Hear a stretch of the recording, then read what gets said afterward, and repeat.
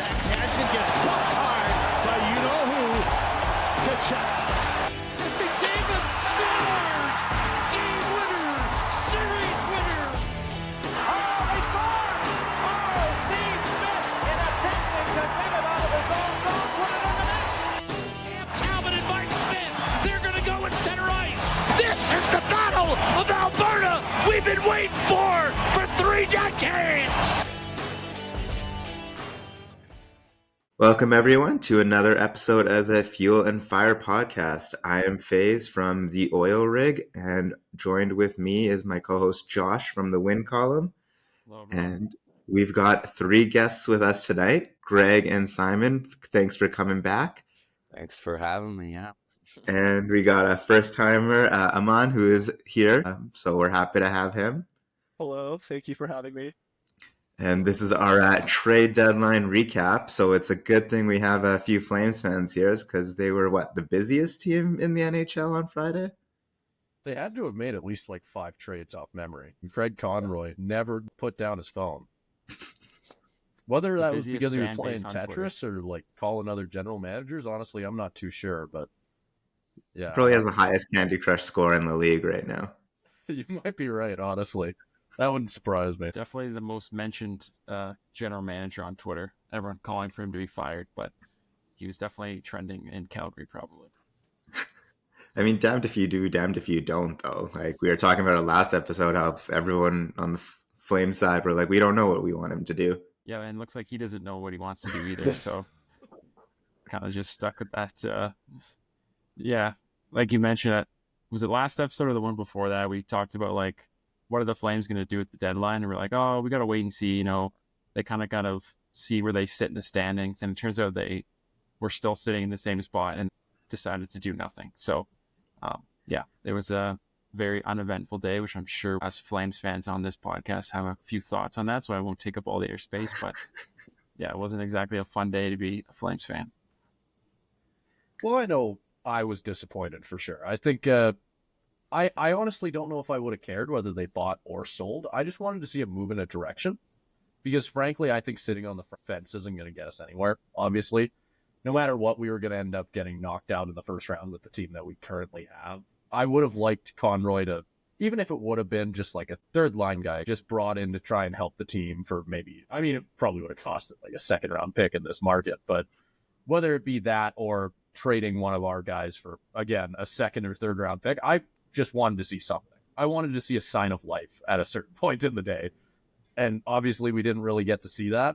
So we're just going to end up running with the same team into the playoffs, which is disappointing. We are hopefully going to be able to get in at this point. I don't know if, is there even a point in trying to miss? I don't know what the highest pick we could get at this point.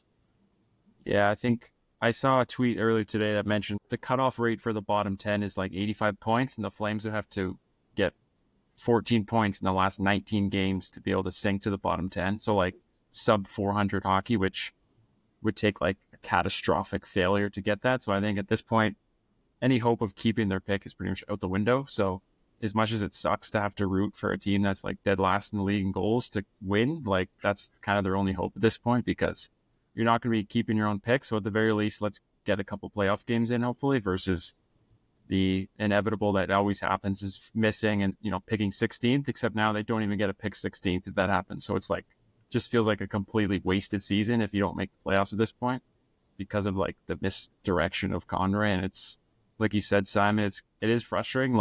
In no world do I think the Flames should have been buying, but if you're going to sit there and say you're not selling because you're going for it, then why would you not at least try to make your team a little bit better? You kind of just said, we're not selling, but we're also not buying, and we're also not using our cap space to facilitate trades, and we're also not improving our team. We're just doing nothing. Seeing what happens, which is even worse when you don't have your own first round pick. It kind of just leaves you as a completely wasted year, and you're already okay, I guess we'll go to next season, because at this point, even if you get into the playoffs, you're going to be picking in the 20s, probably wherever New Jersey's pick is. And yeah, like you said, I don't think this team's going to do any damage in the playoffs. It's going to be, like Sutter said, a waste of 8 days at this point, because yeah, this is just a dreadful roster. Well, for those that were on, team buy, I don't know any personally, like I am loud and proud team sell, but for those who are on team buy, like if they did get those like third line, fourth line guys, like I don't know, we've seen this film before, right? Like that last year Sutter was coach. We saw them get Nick Ritchie, I think, and it was it was just like they didn't make the playoffs anyways, right? And I feel like that's even worse. Like you'd add these players, especially in a market where it was very clearly a seller's market that obviously Flames did not capitalize on. Like I feel like that's even worse. You probably give up like a third round pick at least, right? All to just throw Nick Ritchie out in the shootout and lose, right? So like I don't really know what the plan is for Conroy. I think that they're really, really just looking at that Dallas Stars model that I think is, good for them, that it worked for them. I think there's a lot of luck involved in that too. I don't think that's a model that you can follow. But I think they're just like really trying to follow that because they can kind of have their cake and eat it too. And I don't think that's how it works in life. So I don't know. We'll see. I would love to be proven wrong for my mental health and happiness, but that's kind of where I'm at right now with this team. I'm just dropping truth bombs on life in general today. This episode of the Fuel and Fire podcast is proudly sponsored by Ali Ramtula, your go-to realtor in Calgary. Ali is an award-winning industry leader who makes buying and selling real estate a seamless experience. No matter what your real estate needs are, Ali's full support will make you feel at home while finding your home. Contact Ali Ramtula today at 403-477-2280 or ali.ramtula@gmail.com and make your real estate dreams a reality. You look at this team, they're literally second last in the NHL in goals, and we're going to have a post coming out soon, like talking about that, like how often does a team that low in the standings make the playoffs, and like it's not very often.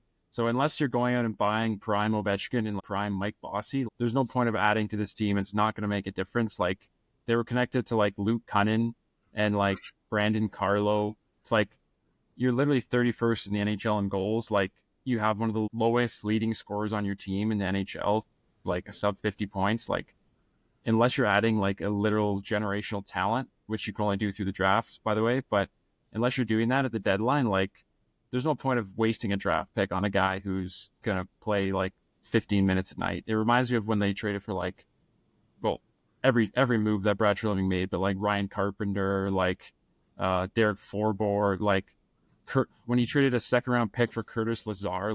At least Conroy didn't do that, but it just kind of shows you how low the bar is right now in Calgary, where it's like, well, at least our GM didn't do anything stupid. Like, he didn't do anything, but at least he didn't do anything dumb. I see a lot of people taking that as a positive, which I guess it is, but it's also like, it kind of just shows you how low the bar is, that if your GM doesn't do anything dumb, then it's like a big celebration. I saw TSN gave the Flames like a B grade for the trade deadline. It's like, they didn't do anything. Like, how do you even give them a grade? It just should be like either an F or like void, because they didn't actually, Conroy didn't pick up his phone. Every time we saw him, he was like sitting in a park in Dallas, like going for a leisurely walk. Like like all these GMs in interviews, they're in their war rooms, they're like bunkered down, and Conroy's like out for a stroll with a coffee in Dallas. I guess it's too early. Like maybe he's kicking everything to the off season. That's what he did last year. Like everyone was up in arms about Markstrom, and then he ended up moving him in the summer for like what seems like a good return. He moved Mangiapane for a second. So maybe he's just a summer guy. He's like, just likes to ride the vibes during the season. But yeah, it's not exactly a good point to be at when you're supposed to be rebuilding and then you decide to not sell and then also not buy.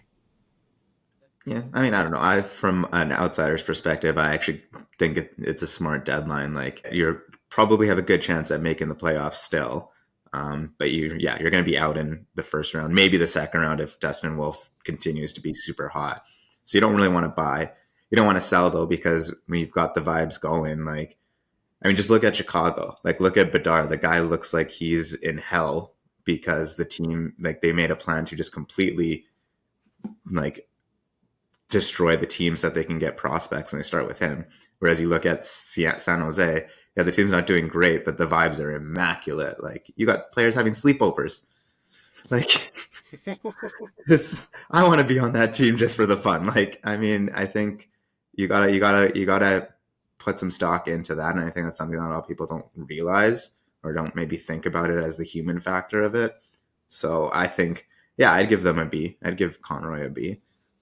Yeah, and I think the thing that Conroy emphasized as well afterwards in interviews was just not wanting to do anything just to do something. Exactly. Right? He wanted to make sure that the move he made would actually matter. So in that sense, it seems like he was picking up the phone.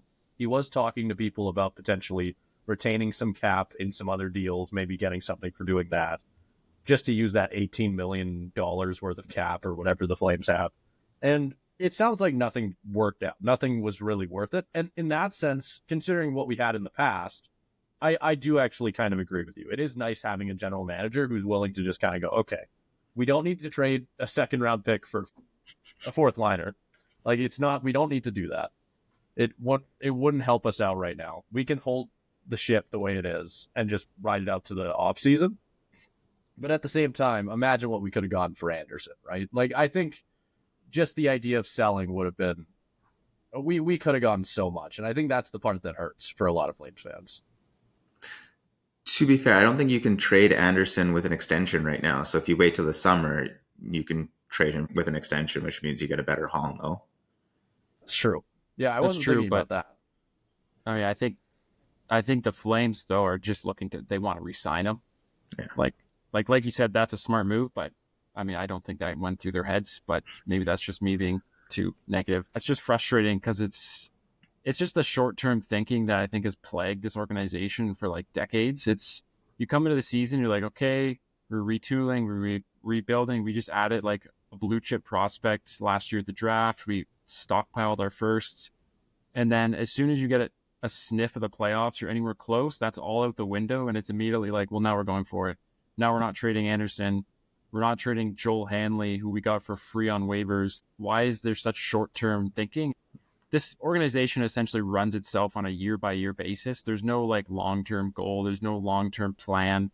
It's just kind of, we'll just see where we are in February and March. And if we're close to the playoffs, we'll go for it. If we're not, then I guess we'll sell. But it's just frustrating that it seemed like they were on the good track. Like they were stockpiling picks and prospects. And then now it's kind of like, because Wolf has essentially carried them to a playoff spot, now they've completely ripped all that out and now, okay, never mind. Now we're going to go for the playoffs. So it's just a little concerning. I know a lot of people have been drawing the comparison to potentially like a team like Nashville, like with the news that the Flames were going to chase Ranton in the offseason, like Marner's name been thrown out. Like, I think there's that worry now that they may think they're better than they are and try to go out and spend big in free agency to like fast track the rebuild, which Brad Treliving tried with like the Travis Hamonic trade and all that, which was like an absolute disaster. So again, maybe I'm speaking too soon and they won't do that and Connor will stay the course this summer, but it definitely seems like it's trending that way, which I think is a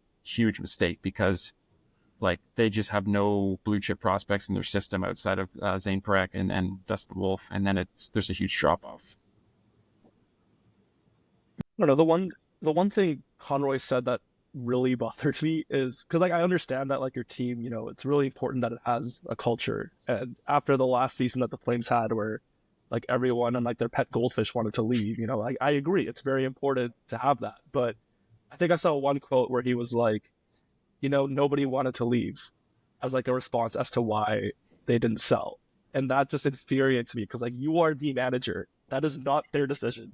You make up that mind for them. Like if you work at a store, you're a manager and there's an employee who, maybe isn't performing well, kind of want to fire him. And you ask him like, hey, do you want to be fired? What is he going to say? No, I don't. So like, if that's how you're running the team, like that's a problem. That is a big problem. If it's like a key guy, like if it's going to be a Kadri who literally has a say in his contract, whether he moves or not, fine. But like if he went to Hanley and was like, hey, do you want to leave? And decided based off that. Again, hypothetical, I don't know what happened. But if that's what happened, that is a massive, massive problem. So we'll see. We'll see how the summer goes with Conroy. Like he still has that. So that's true. But I don't know. There were some things that were said or just the overall approach and plan that just very, very confusing for me. Yeah, like culture is definitely a huge thing. Like you said, like Chicago, like they just completely stripped it down to the studs to get Bedard, and now he's just playing on an island with like a bunch of AHLers, hates his life, is like way below what people expected for his production to be, and he's just kind of just like floating in no man's land. So I get it from that aspect, but yeah, like you said, Conroy seems to be too heavily obsessed with making the players happy. And it's like, you definitely have to do that, but you kind of gonna also try to build your team. You can't just kind of let the inmates run the asylum forever and just kind of go at the whim of like, Backlund will be 45 years old. He'll still be here. And they're like, Backlund, if you want to stay, we'll just give you another 5 years. Like, don't worry about it. Like, it's just kind of seems like they're just letting the players dictate everything that goes on. And it's the same thing that happened last year too, with like Lindholm and Hanifin and Tanev. Conroy pretty much chased, especially Hanifin and Tanev, to the very last minute to try to get them to re-sign. It kind of being led on by them essentially all year. Whereas like, as a general manager, I think you kind of have to put a cutoff point and say like, go to Hanifin and his team, or Anderson, for example, Sue, and like just say, look, we want to sign you, but like by this date, if we haven't come to an agreement, then we're going to look to move you and do what's best for the team, which I don't think Conroy does from everything we've heard. It's more so like, just kind of chase the guys until the very last minute, see if they'll sign. And then if they don't, then we'll look to trade them. And that's how you kind of run into the Hanifin situation where like they ended up with pennies for Hanifin. Miramana was reportedly one of the only players they were willing to trade. And it's like literally a year removed from him being a main return for Hanifin. It's just not a good look. And that's my worry with Anderson, where it's like, we heard these same things from those guys last year about how they wanted to stay and like they're willing to sign, when in reality, they were just counting the days till they could leave, and they were just kind of leading Conroy on. And so, I have that same worry that we're going to be sitting here in a year from now, days before the deadline, Anderson's unsigned, and then they're going to have to rush to try to flip him right before the deadline for, a first and whatever, which is, you have so much time to plan ahead of that, but it just doesn't seem like they're doing that. So again, we'll see after the summer. I don't want to pile on Conroy too much, but definitely was a pretty frustrating week to just have your general manager do nothing. Yeah, I mean, we can change to the Oilers, a team that actually did stuff. Although technically not on trade deadline day, but also technically on trade deadline day, because the Wallman trade, I guess, couldn't get finalized until the morning because of the roster issues, apparently. But I think Oilers fans might be as divided as Flames fans on how happy they are with the deadline too. I know I'm happy. I know a lot of people who are not as happy because there's so many other issues that weren't addressed. And I think it's a little bit unrealistic to get a new starting goalie, a new top 4 defenseman, and a new top 6 forward when you don't have very many assets. I think a lot of people's expectations were out to lunch. But I mean, I like the trades. Jake Wallman, man, what a good game yesterday. Plays 24 minutes.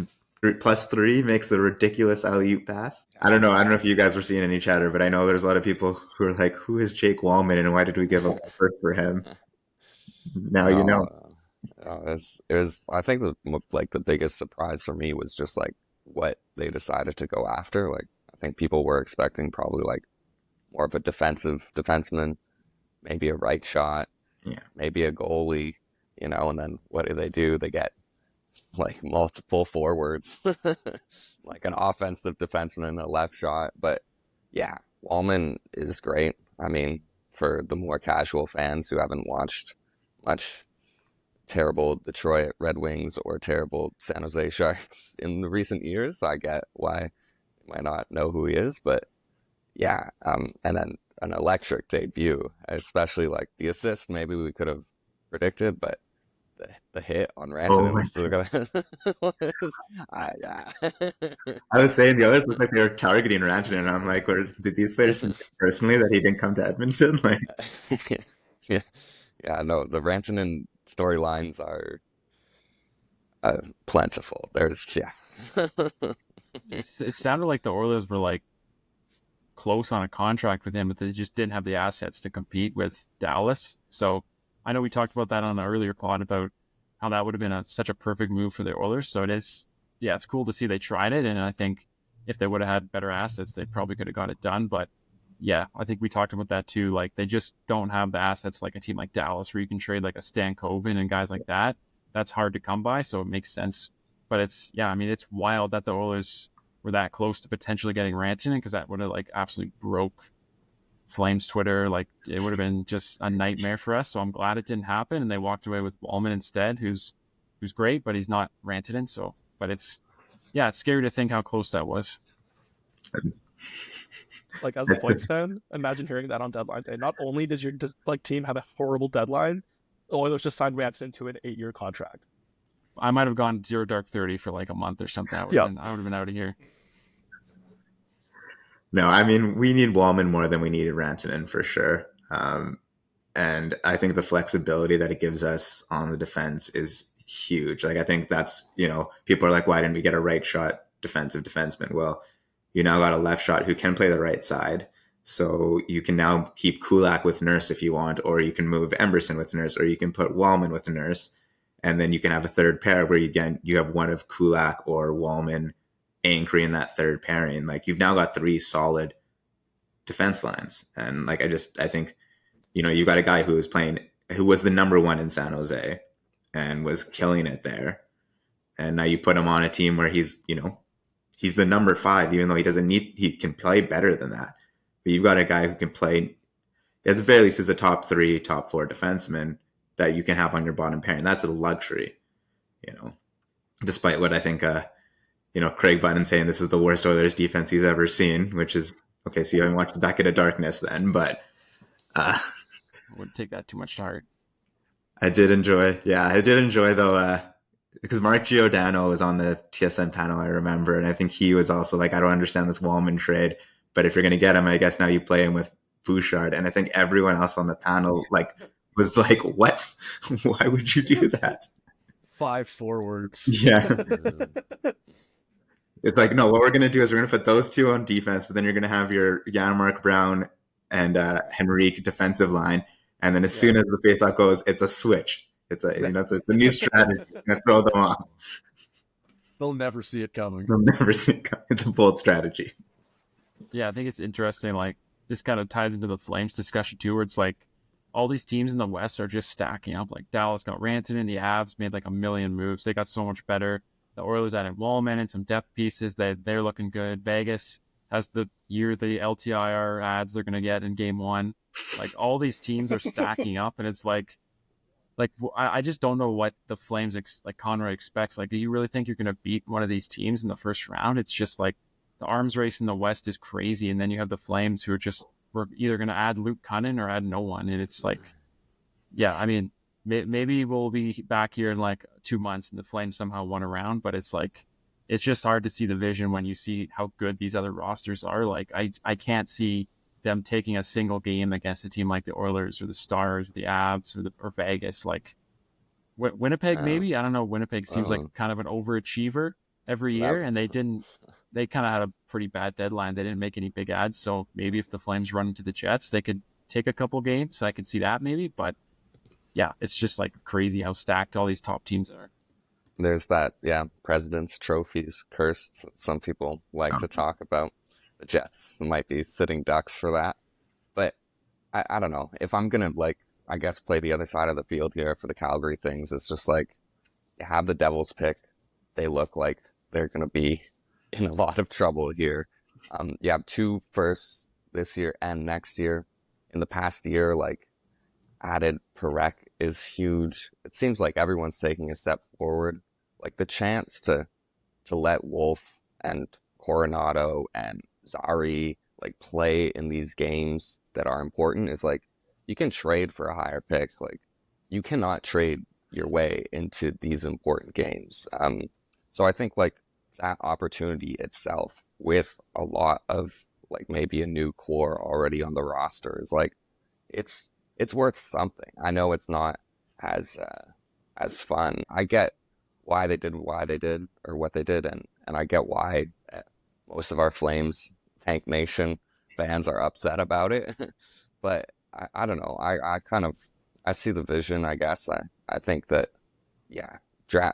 getting the high picks is one thing, sucking and finishing high, but you still got to draft the right people. I think that's more important than drafting high. And I think you got to put them in positions to succeed, which is, giving them a chance to play on a decent team, which is not what's happening with the Wranglers right now, which is maybe another conversation. But yeah, there's some good things about still being around in this position, Yeah, I mean, the most important thing, I think, is, this 2025 draft, fine, whatever. It's next year. It's that 2026 draft. Like we cannot be in the same situation next year.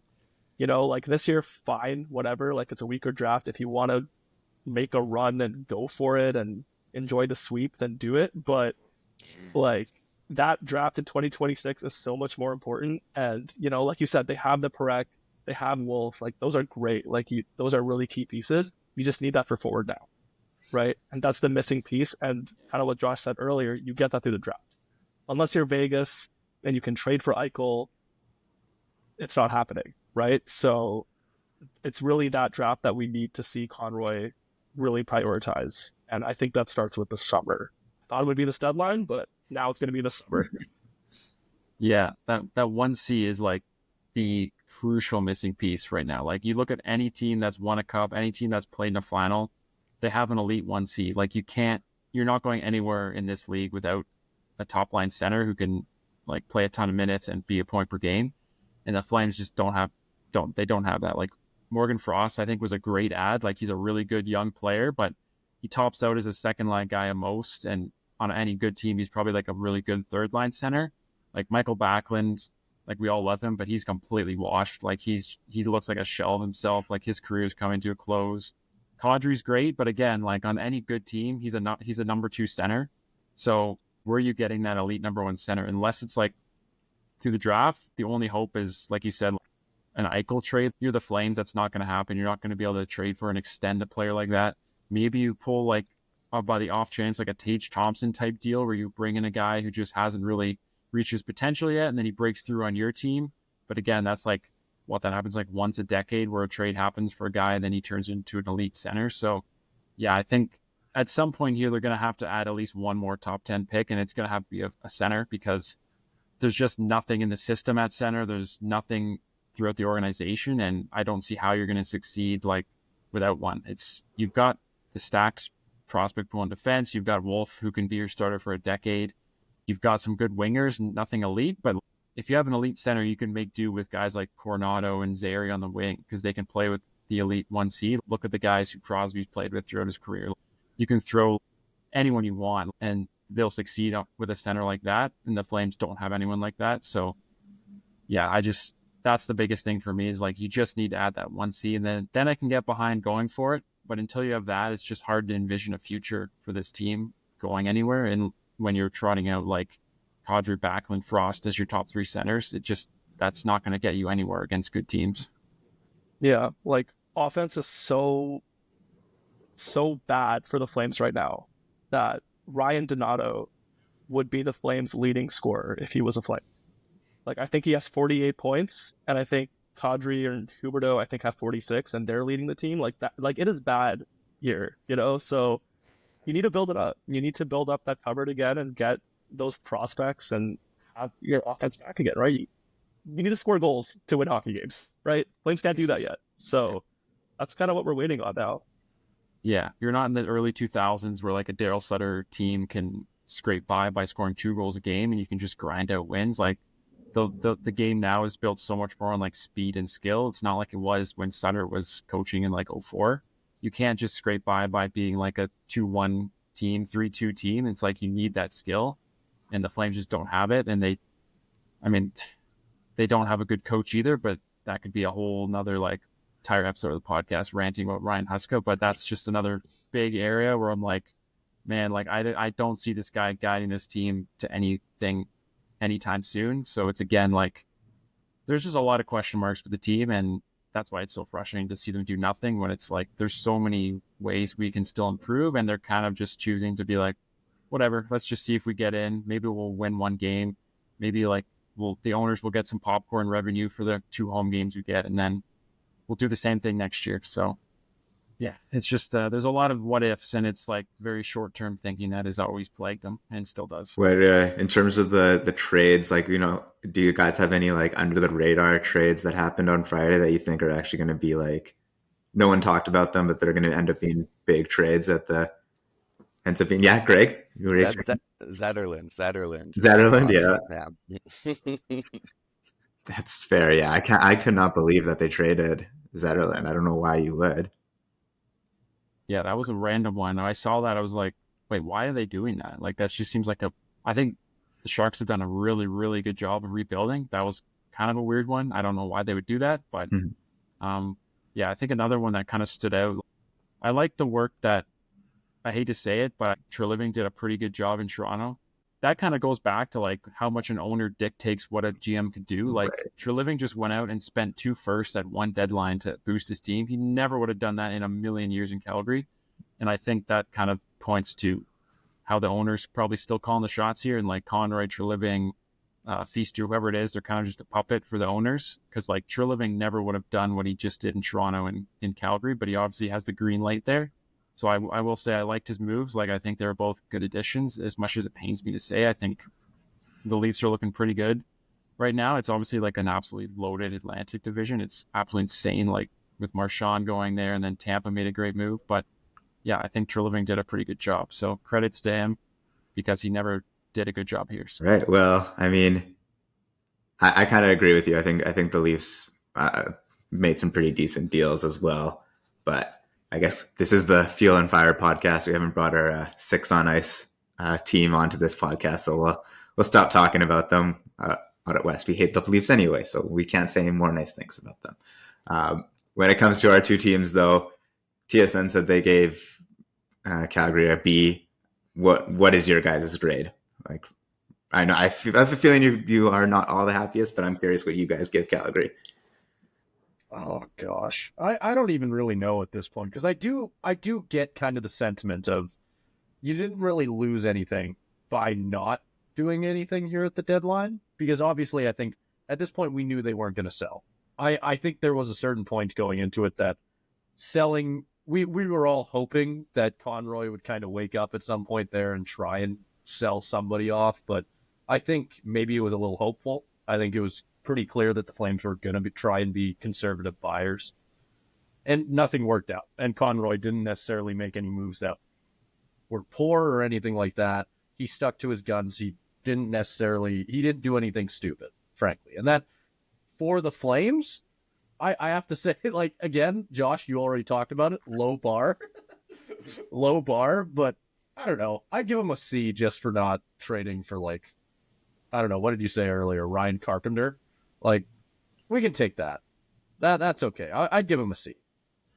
Didn't do anything too stupid, and I'll give him a C as one of my report cards from elementary school, I'm pretty sure. Yeah. Josh, what about you? Honestly, for me, I feel like it just should just be NA. Like, they just didn't. I don't even think they deserve a grade. But if I had to give them one, I think it would be like a D-. I think I boost them up from an F just because, yes, they didn't do anything dumb, like you said, which is, I think, a bonus over what we've seen from previous GMs here. But again, it's just the fact that they said they go into a deadline saying we're not selling, even though you're rebuilding, but then you're going for it, but we're not buying.